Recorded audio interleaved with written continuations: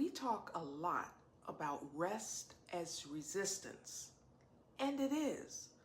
But rest isn't just what you do to protest grind culture.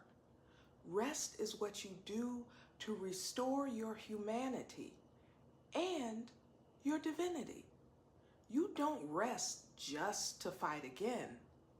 You rest because you deserve to feel whole. Womanist theology honors the sacred in softness.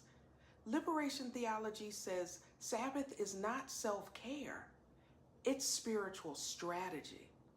So rest today, not to be useful tomorrow, but to fully be yourself right now.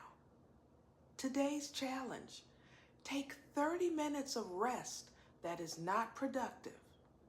No multitasking, just be. Comment, "Rest is my right," and tag someone who's learning to